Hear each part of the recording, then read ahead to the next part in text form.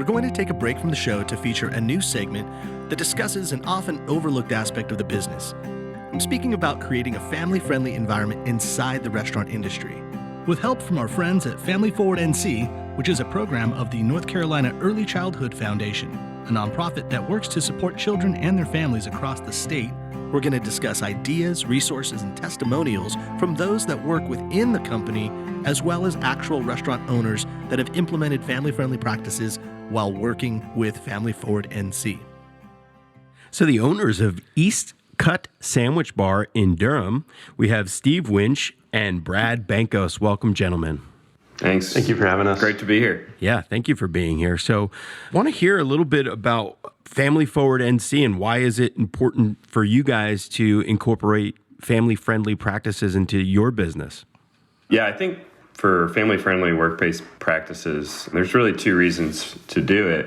First is the human reason to do it. One of our core values at East Cut is respect. It's the first one we always talk about. And we always say the golden rule reigns supreme at East Cut. And I would say these family-friendly work practices fall squarely in line with that type of mantra. So it feels right in line with just how we operate under our core values. And then there's the second reason, and really, there's an economic reason for this as well. We've seen clear results in improving our processes at the restaurant and improving our benefits and continuing to try to do that. We would say it's hard to actually see the results in numbers, but one that's great is turnover data, which has really gone in the right direction for us. We've been able to attract stronger, more motivated and stable talent.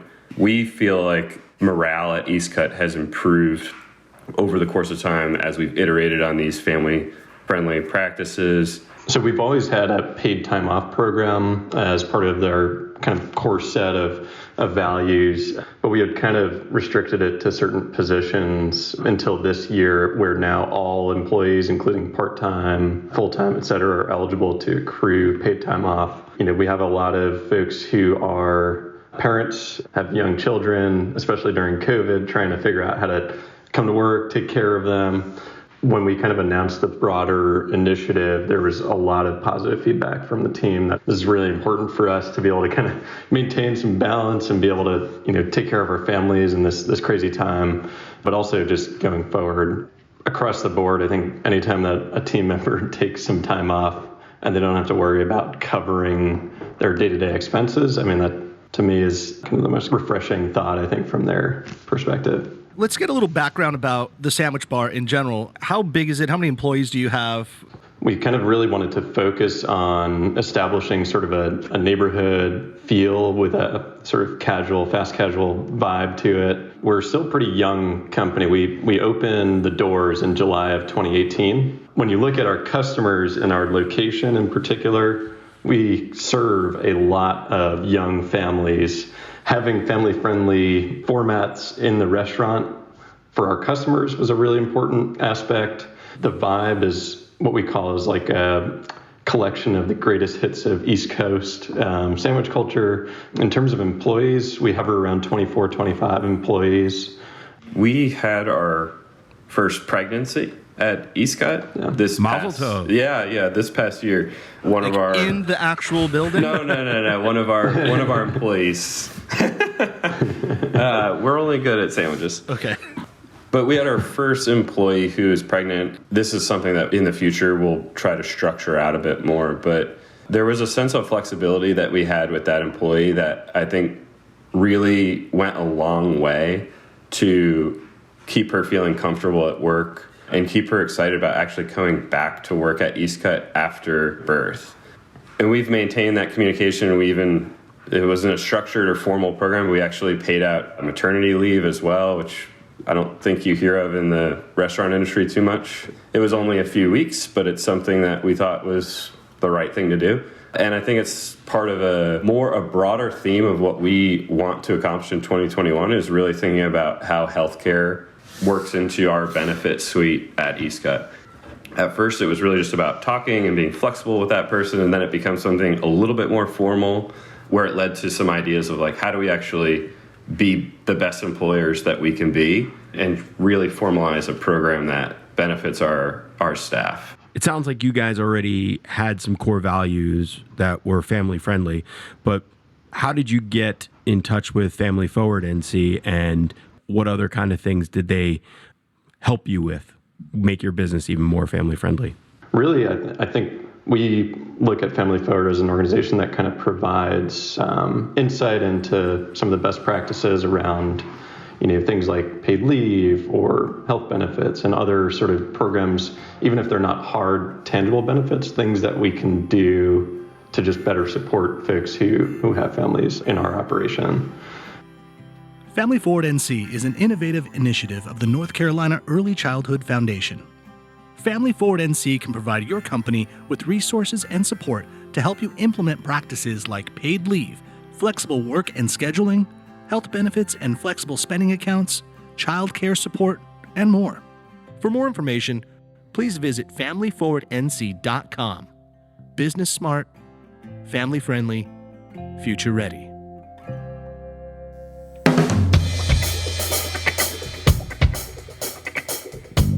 You are listening to the North Carolina Food and Beverage Podcast. Thank you for downloading and subscribing.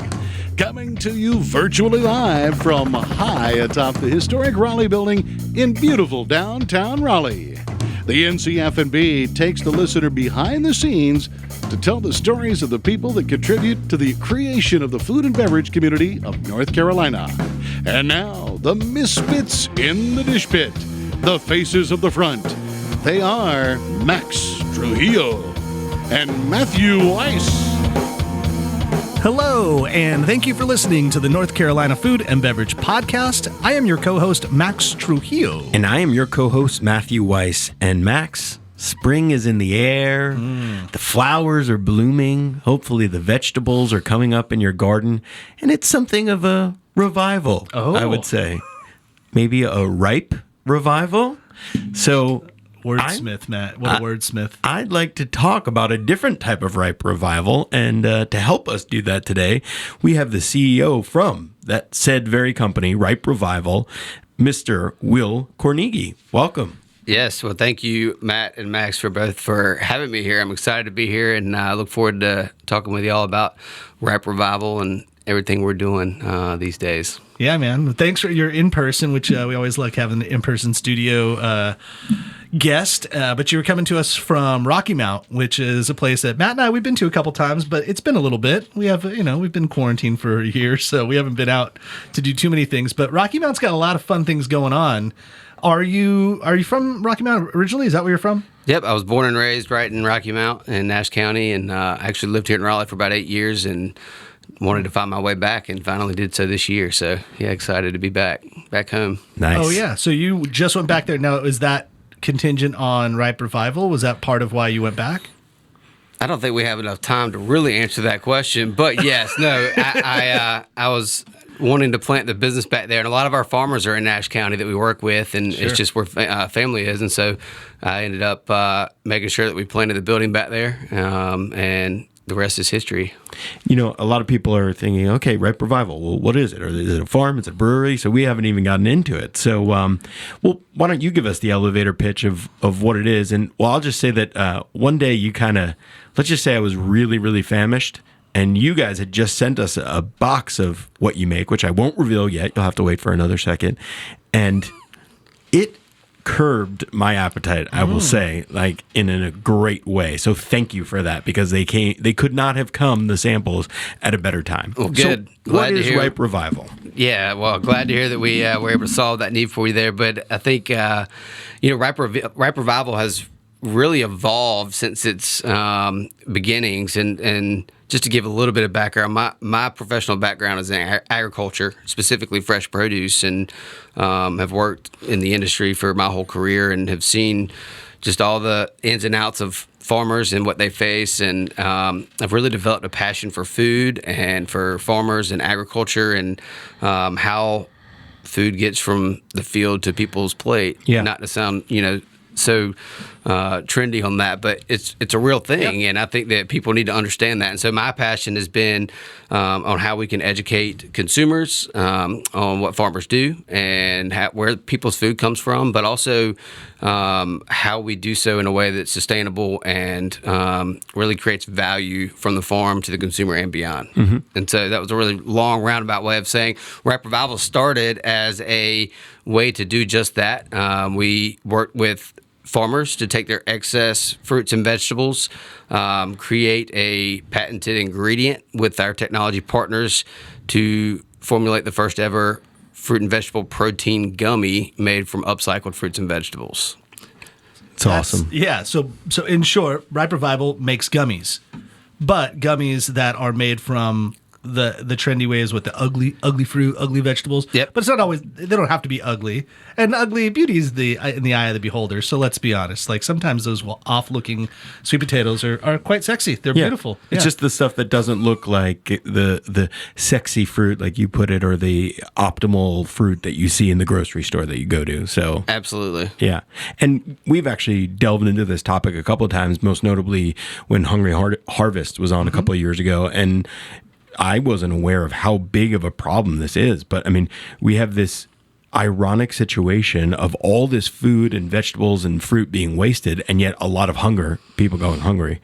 And so it's great that you not only found something to do with this, but now you're helping feed people. And it worked for me. Not that I don't have access to food, but I was really hungry that day and didn't have access to food. Yeah. So Well, our mission is really to revive produce and people for purpose, one fruit and vegetable at a time. And you're exactly right. Up to 40% of farmers' crops are lost or left in the fields each year, which is a tremendous number. And at the same time, 1 in 8 families is facing food insecurity, and that is a pre-COVID-19 statistic. Yeah. And so our mission is to kind of bridge that gap between excess and access. Yeah, and the gummies themselves they're delicious, but they're not like what you would I don't know, they're not typical when you just say, oh, like the Welch's little fruit chews or whatever. It's like, this is cherry and this is grape. It's almost like I looked at it. It's like it reminded me of like a trendy bartender making a really smart cocktail. You're mixing interesting fruits and vegetables together to get flavors that you wouldn't normally just find, which I thought was really cool. Like, for instance, you're using a lot of sweet potato in a lot of your products, which is obviously abundant here in North Carolina. One of our number one, is it our number one cash crop? It's the number one state vegetable. Yep. Yeah. But you're using that with a little bit of like lemon and blueberries, let's say, to put together to make a flavor. Actually, may I see the back of your?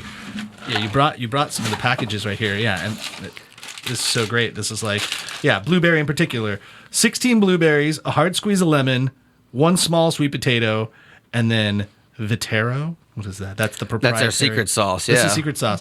But that also then helps add protein into the packaging too. So, like for my daughter Charlotte, who she's not necessarily a vegetarian, she just doesn't like anything other than bread and cheese. So, like, she did have bacon the other day, and she was like, "Oh, this is pretty good." I'm like, "Yeah, it's bacon." But for a family that sometimes struggles to have a daughter that has a full balanced diet, this is a real sneaky way to give her something that's delicious and has a lot of vitamins in it too. So I thought it was great. I think the idea is really interesting and smart. yeah, and I will say for people to just have a conception without seeing it, if they're not Googling it right now, it is similar in texture and what you would conceive of those like little Welch's fruit chews or whatever, but these are a lot lower in sugar and a lot higher in vegetables and protein. So it's like not only good for kids, but if you're a healthy eater, then it's great protein. Yeah, if you're and mid low sugar. 40s wine rep out in the middle of the field and you're like trying to... And you got to get from appointment to appointment, and you don't have time to stop it, and you don't want to get fast food. It's a great snack. By the way, let's full disclosure too. This is funny. So you have all 4 flavors here. We've got the cinnamon swirl, the grape, the peach, and the blueberry. And Matt and I, it's why we work so well together, is we sampled through all of them when they were here. And I was like, ooh, I like that one. I'm like, that one's not my favorite. Ooh, but I like that one. Turns out that both he and I liked the opposite flavors. So I'm like, so you take these 2 and I'll take these 2? He's like, done. And that was it. I'm like, so perfect.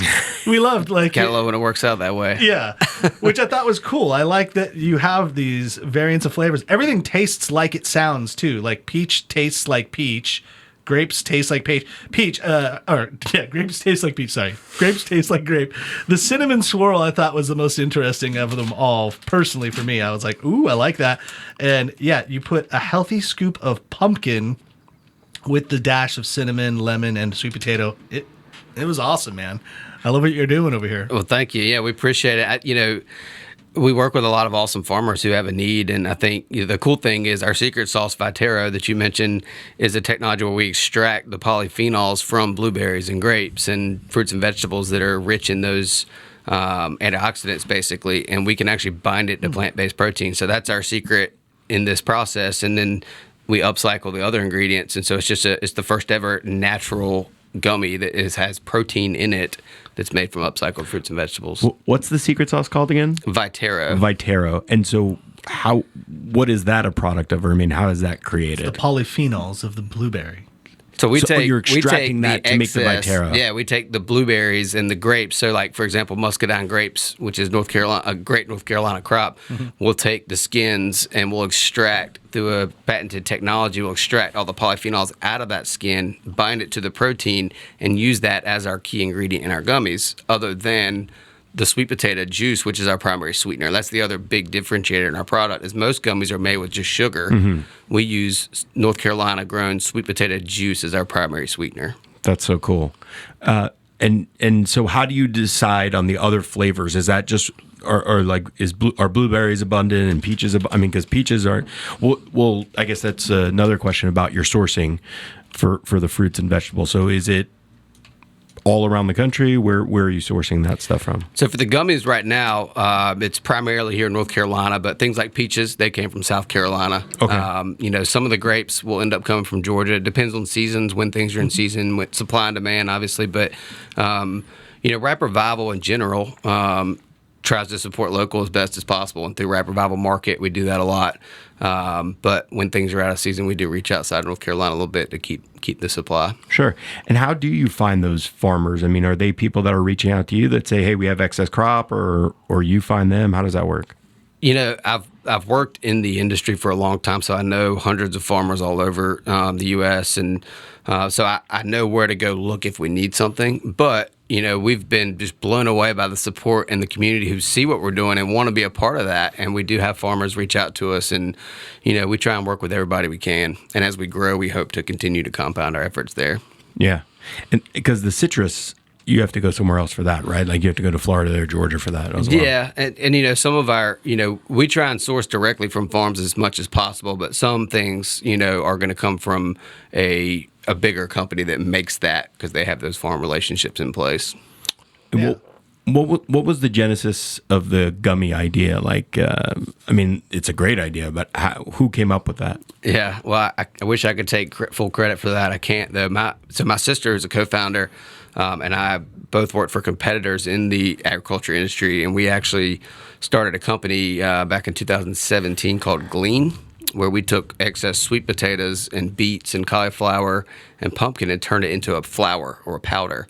And in that, we, just really found out the ins and outs of running a CPG company. We got into about 3,000 retailers nationwide within our first 6 months, and we're on top of the world. And then we also got crushed because we learned how difficult it can be to be in retail and be in the wrong retailer with your products in certain cases. And but we learned a lot. We won a couple awards through that company, and a technology company who invented and patented the Vitero approached us about putting it in a gummy, and hence Ripe Revival was born. We kind of went out on our own and started that company to take their technology to market.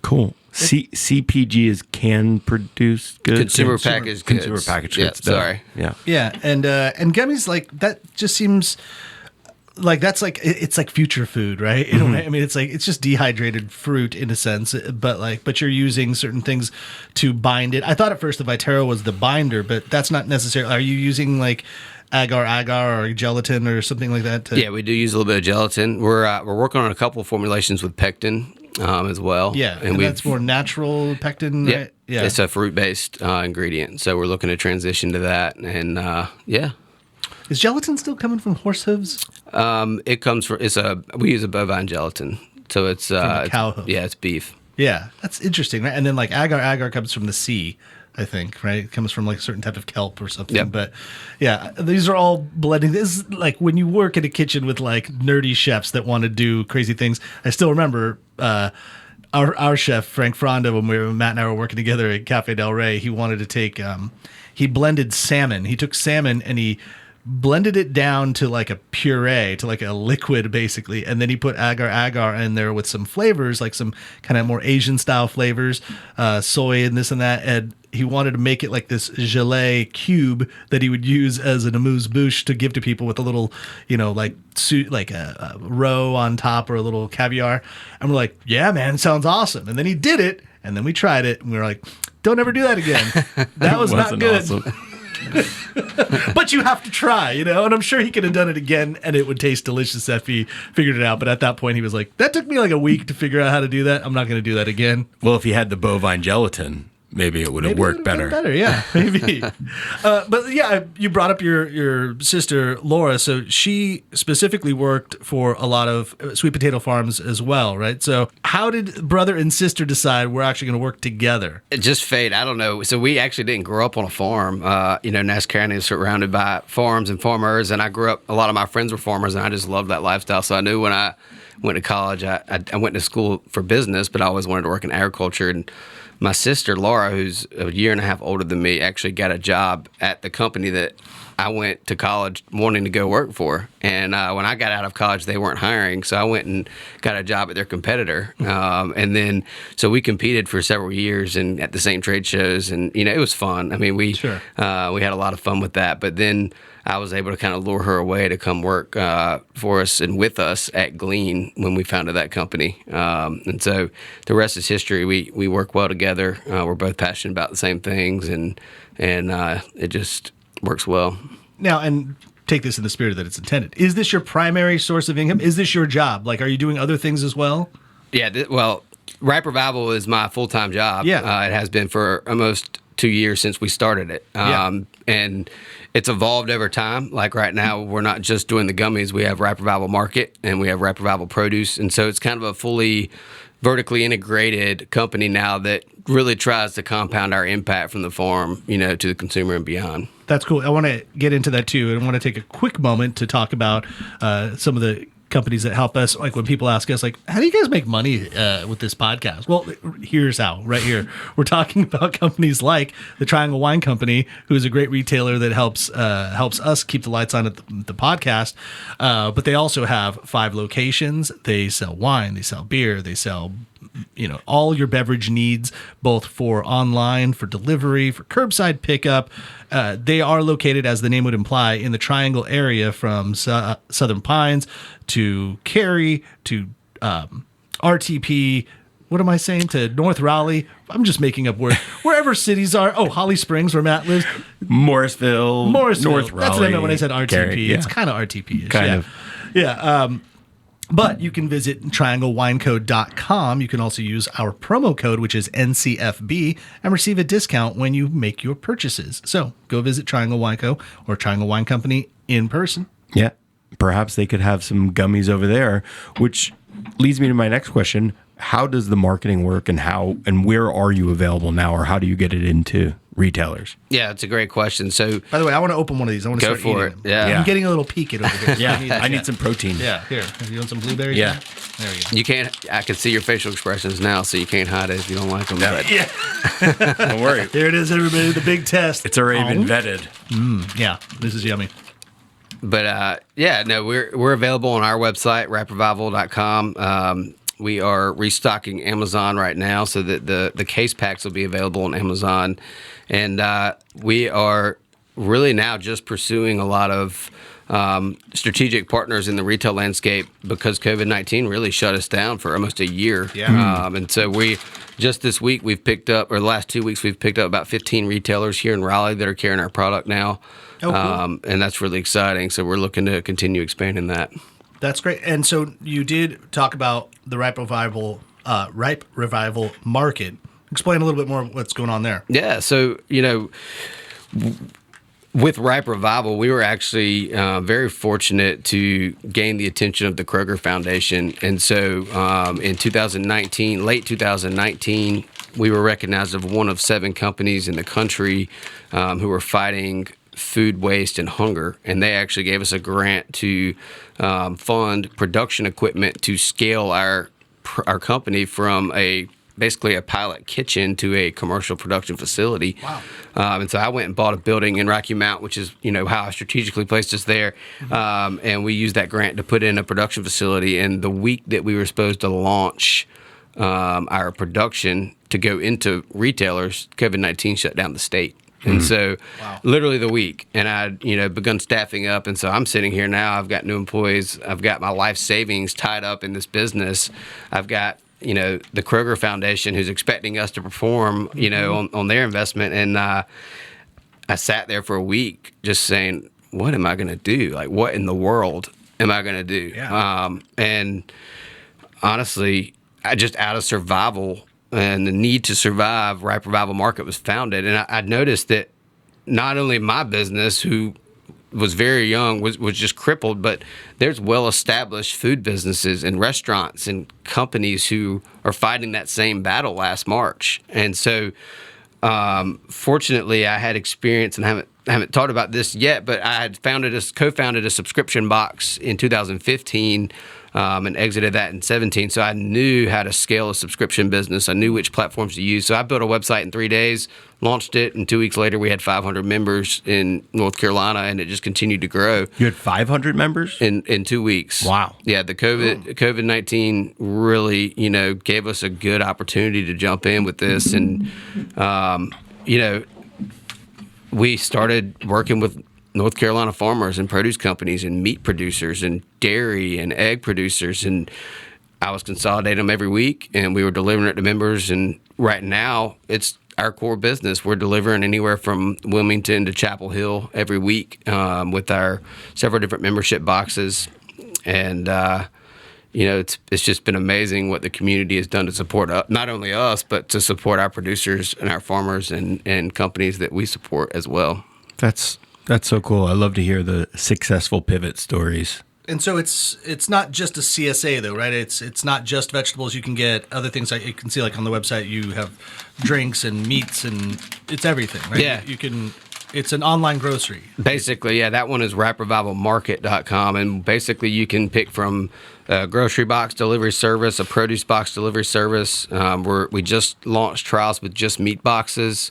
And basically, we want to do all things North Carolina, where we can support local companies. We do, again, when out of season, we use produce from other areas to supplement. But whenever anything is in season, we always use local. But we really want to support the local North Carolina food producers and farmers economy and try and build ways for them to get their products to market. And we're proud that they trust us to do that. Yeah. How, you come off as like an agriculture guy, a farmer, and that's where your background is, but there's a lot of business acumen there. You built a website in 3 days. You had the know-how to get 500 subscribers within 2 weeks. So where does all that come from? And you are the CEO of the company, so. Well, there's a lot of luck involved. I always hear that on podcasts. How do you know things? Yeah. Do you do this? Share the luck with me. How much do you attribute the luck to this? There's a lot of luck involved.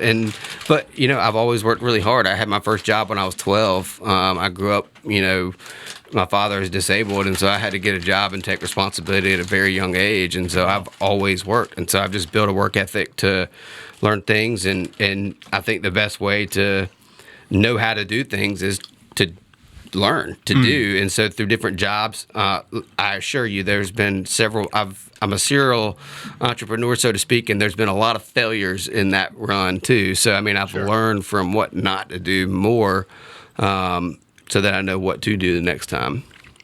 Trial by failure. That's right. Well, I gotta say, not only are these curing my hunger, healthy, giving me protein, but I'm also thinking they are the perfect COVID-19 snack because they're essentially individually packaged little bags. So you don't, even though Max and I just shared, but we're in the same cohort anyway.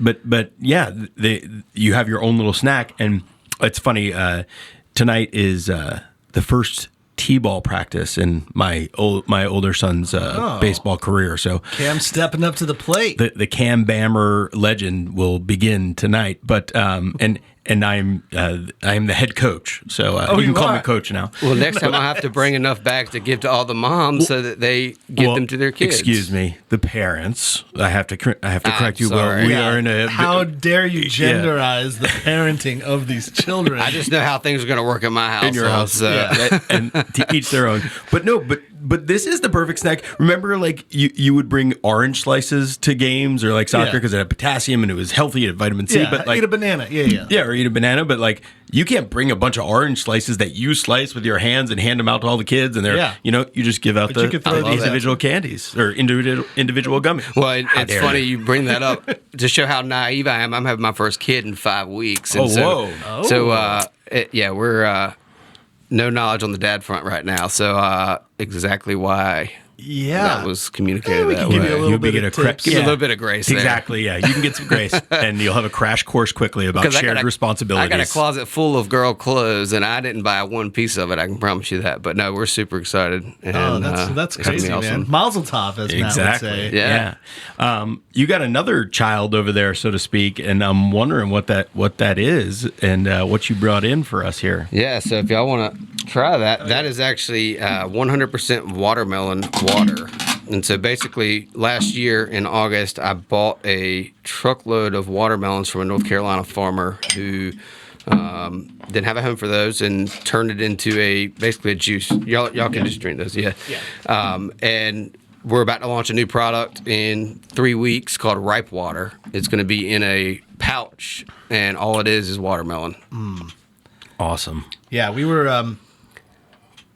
I think we were like kidding around because we did over at the Royal when we were talking about over at Y Hill did so well with the watermelon cocktail we had, but watermelon's only available when one watermelon is available, or I should say the juice is only available.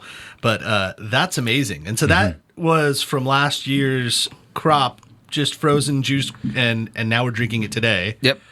I mean that tastes as fresh as any watermelon I've ever had. That's delicious.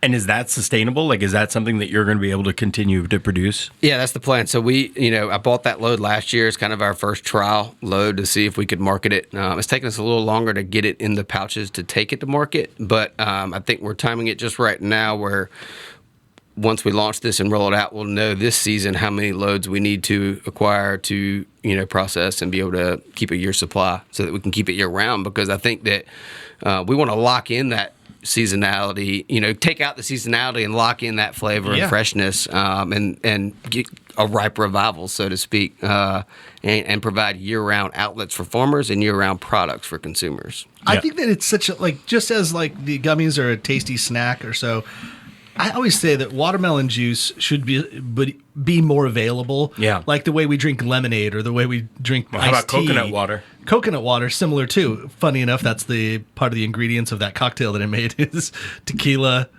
jalapenos, watermelon, and coconut water, and lime juice. And so it's like detoxing while you're intoxing. Yeah. Well, the name of the cocktail was the Retox. Retox, yeah. And so, but yeah, I mean, that's the. I think you should just be drinking watermelon juice all the time. It's loaded with vitamins and it's super refreshing and hydrating. Like, why wouldn't? Yeah, that's got to be the next thing.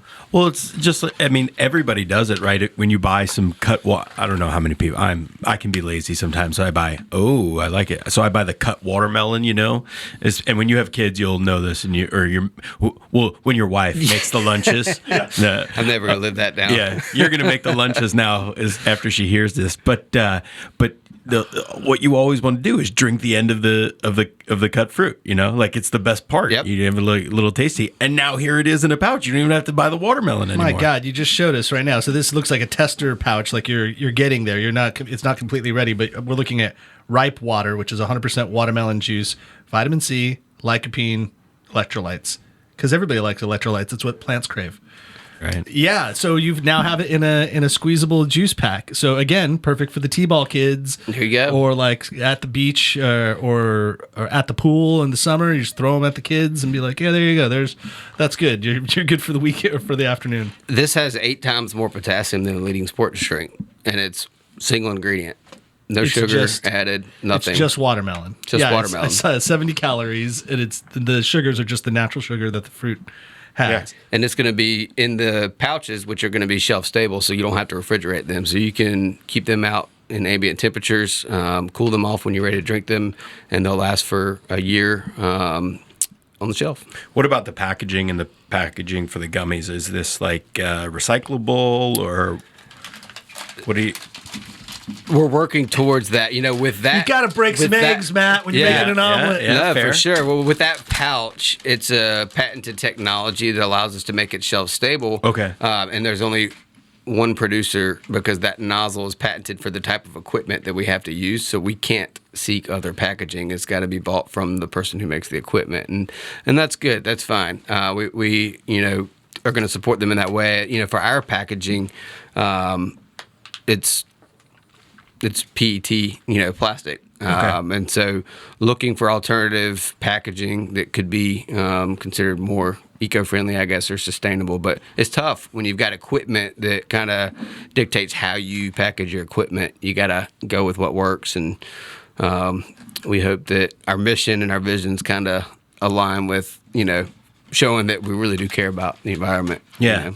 It's so cool. Back to like the whole soccer or t-ball thing, or like when you're kids or you were in sports. Remember everybody used to have the Capri Sun packages. Oh yeah, and stab the bottom of the pouch with the straw. Exactly. But you don't need the straw. But and also the it's more, you can use this like you said shelf stable. But I was laughing because Charlotte my 8-year-old just had a Capri Sun in the back of our truck. We're driving. It was like a juice box she got from like a Happy Meal type of thing, And she elected to not drink it until we got to the place. And I'm like, why? She's like, because you got to stab it, and it's too clumsy to stab in the car while you're driving, and I don't want the juice all over my lap.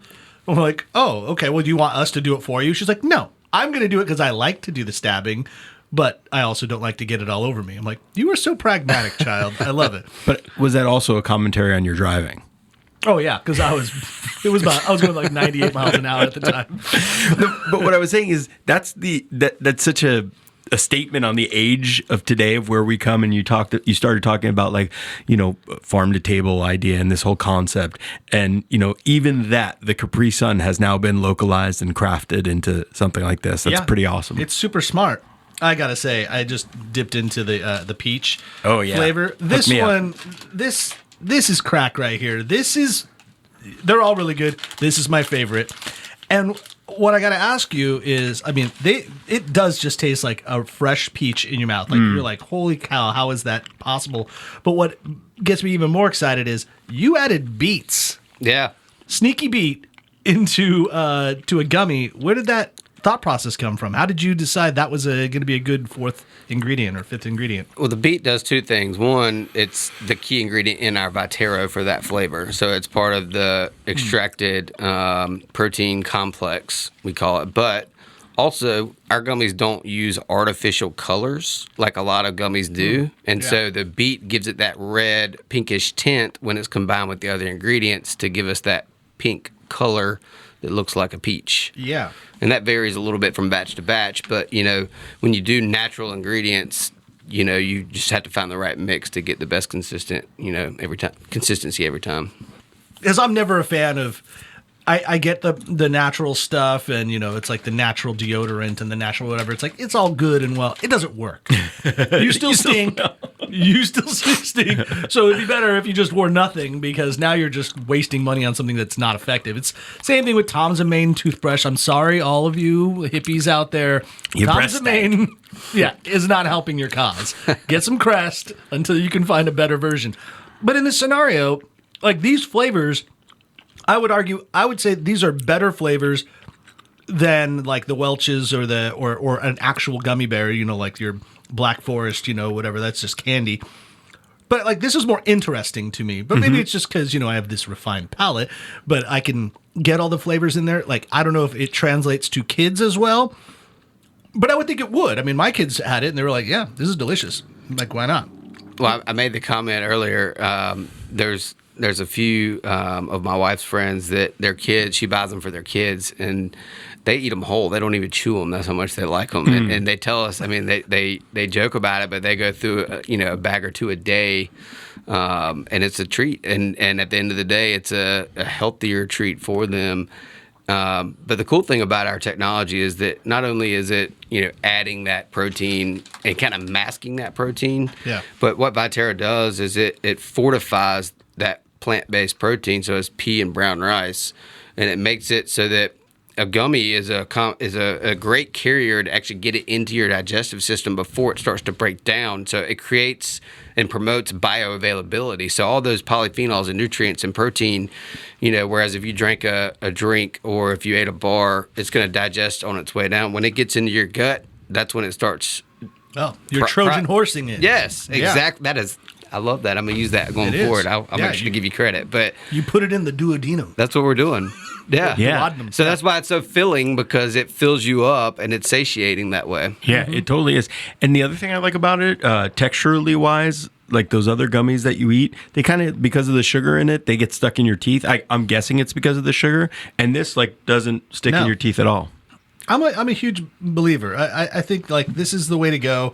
I love that technology has kind of led us down this path of snackable food items and all, as opposed, we're seeing the fruits of technology in a positive sense, as opposed to hey, it's a Crunchwrap Supreme, putting that, which is fucking delicious too. So don't get me wrong, I love me some Taco Bell and Crunchwrap Supremes. Although, side note, the best Crunchwrap Supreme you can get, at least that I've had locally, is at Ex Voto at the Durham Food Hall.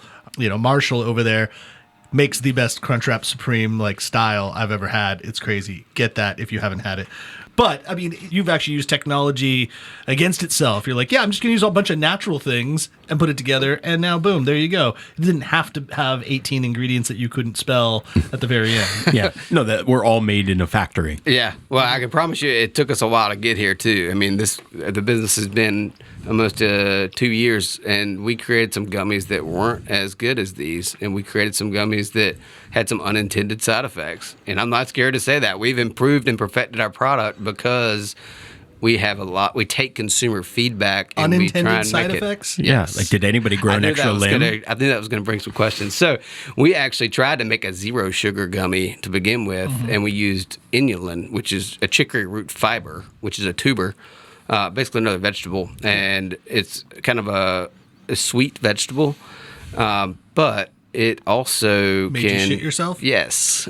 So we joke around sometimes in the office and say, we made the first poop gummy too that had protein. That might actually have a place on the shelf. Yeah, I mean, there is. I've still got the formulation. We're just waiting for the right move on that. But you joke about how it's working. Relaxatives. Yeah, that business acumen that you referenced earlier led a lot of people to the bathroom, and so we.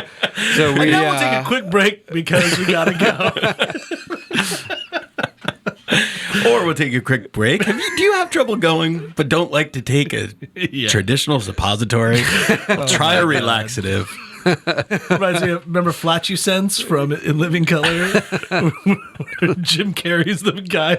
You put it was like an air freshener suppository up so that when you flatulated it smelled great. Good. At the very end, he lets one go and they're in the car, and his buddy goes, "Ooh, is this a new car?" He says, "No, a bean burrito." Oh my gosh! Okay, so you've got the market, and that helped kind of keep the lights on in a sense. It kind of kept the business going. But now, cut to a year later, we've been saying it now for a couple weeks on here, but vaccines are happening. Oh, I got my vaccine. Did I mention that? Did I mention it on the last episode? I can't remember, but I know that I think the last episode I was trying to get one. I got mine. I got the first one, so I'm about to get the second one. But with this, light at the end of the tunnel, maybe life is starting to go back to normal a little bit. Is production and is that building that you built and all that, are things starting to get back into a flow where you can see the original idea of your factory being used the way it was intended? Yeah, man, it's been a year of ups and downs, but we're so thankful that the community has really come around up. We like to say if you invest in the community, they'll invest in you. And I think we're walking proof of that. I mean, I think we jumped to action to solve a need, but we've been blown away by the members and the customers that have really just stood by us this year. And so it's enabled us to continue making gummies because we were obviously able to put our gummies in our members' boxes. So we were able to continue making gummies. And now we're reapproaching retailers and starting to see some traction there. But there's other parts of our business that have helped to carry us, and we feel like working with these farmers and finding outlets, whether it be through our gummies or through our market boxes or just through my network from my previous career, we've been able to move almost 4 million pounds of produce through our building in Rocky Mount this year alone. That's awesome. That's product that would have otherwise just been left on the floor in the farm. Most of that, yes. Waste. Most of that would have been considered least. excess, and I haven't touched on it, but and I don't want to run off on a tangent here and take the show. But I mean, our mission is rooted in giving back, and so for everything we sell, whether it be a bag of gummies or a bottle of watermelon water or a box delivered, we donate back fresh foods to families in need and families fighting food insecurity. And so, a lot of that weight, that 4 million pounds, was actually distributed to families that are fighting food insecurity right now. And what does that mean when you give back? Like, how are these families receiving that product? Yeah, so it started out, we just worked with the Food Bank of Central and Eastern North Carolina, which, by the way, they're amazing partners. Awesome. They do awesome things. Mm-hmm. We've had them on the show, and I've done some work with them too. That they're like just to do community stuff. Yeah. Well, they've been great in supporting us in our mission too. And so we work with them hand in hand every week. Right now, we're helping to find produce and deliver it to their agencies, and doing that in partnership with them. But since we started the market, we just had a little bit more of a direct access ourselves too. So we still work with the food bank, but we also are working. This summer, we took on a contract with the USDA Farmers to Families Food Box Program. We packed 50,000 produce boxes in 10 weeks and distributed it to 5,000 families a week in Rocky Mount and Wilson areas. And it's sad that that's how many are necessary. Unbelievable amount, more than that. Yeah, like I'm sure that's not fulfilling, that's not scratching all the itches, and all the hunger, but the fact that you guys are doing that much and it's still not enough. But thank you for doing that. Like that's amazing. Well, I can't take credit. I mean, we work with 40 nonprofits, and 300 volunteers a week that would come to my building and distribute them. Yeah. So it's been a major community effort. So it's amazing though to see how people can come together and fight this together. I wonder where, and I just don't know, so forgive my ignorance, but I know that a couple years ago when we were doing the Thrive NC event, that North Carolina ranked as the 8th hungriest state in the country, meaning the most food insecure, the 8th. I wonder where we are now. I guess that's probably a question I could ask Google or so, but I wonder if we're making any improvements and if we're starting to distribute these foods around. I don't know if you have any idea where we're at this point. I can't speak to the statistics, but I can tell you that in working in this industry for over a decade now, the improvements made by the food bank system and the network and all of the entities and people that support the food bank system have made a tremendous impact. Yeah. I can say that for sure, with certainty. COVID-19 has absolutely compounded those impacts, though, and where we are in Ashe County and Halifax County, those areas are extreme food deserts, and so we're working on creative ways to get fresh fruits and vegetables into the hands of people that need them. That's pretty awesome. That's great. We can just always call our friend Reagan Green Pruitt, who runs the Thrive NC and for Blue Cross, and ask her where it's going now. Maybe that's something we actually need to delve back into. But what is happening? What are you hoping to do going forward? Like, are you expanding? I mean, obviously you're expanding to do the watermelon juices, and then you have the gummies. Are there other ideas of doing, like, say, savory items or things that are not as snacky or what have you? Anything? Yeah. So my brain is always thinking, what can we do next? Because there's just so much need out there. I can't make cabbage gummies, but there's a lot of cabbage that needs a home. And so immediately on the docket, we've already got formulated and probably going to launch in Q3 of this year. We're going to do some protein smoothies in those same pouches, smaller pouches. Okay. And there are going to be some savory flavors there involved. But we're also working on the market to try and find more ways to utilize those products and have some meal prep type things that are going to come down the pipeline where we can really educate consumers on how to cook these things. Have you ever heard of flat cabbage? No. Most people haven't, but we've been taking about 25,000 pounds of flat cabbage through our building a week right now, and it's actually really good as a replacement for tortillas. Okay. It's a crisp, sweet cabbage, and just educating consumers on how to eat fresh fruits and vegetables. That sounds awesome. Yeah, it's fun. Because for me personally, as somebody who tries to limit the carb intake, flat cabbage. Yeah. Yeah. There you go. Yep. I can now have my burrito in a burrito and not just do the bowl. Yeah. And that's the thing. So we want to work with farmers to show them what can be grown, how to grow it, how to harvest it, how to pack it, and then for them to trust in us to help move it, so that we can create some security for farm operations that want to get in something other than just row crops, corn and beans and things, and create a way to diversify, but they don't know how or don't have the experience to or the desire to sell it. Right. We want to be a trusted partner to help them grow and grow their business too. Well, this is great. Just doing some research while you were saying this, just in case anybody wanted to know.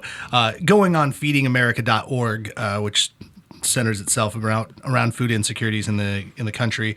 North Carolina is no longer in the top 10 of the most insecure states, so that's, I guess, a good thing. That doesn't mean it's any better for the states that then took its place, but it does look like, at least from looking at the research that we had done in 2018 versus now, that we've moved down the line a little bit, so maybe there's some improvements being made there.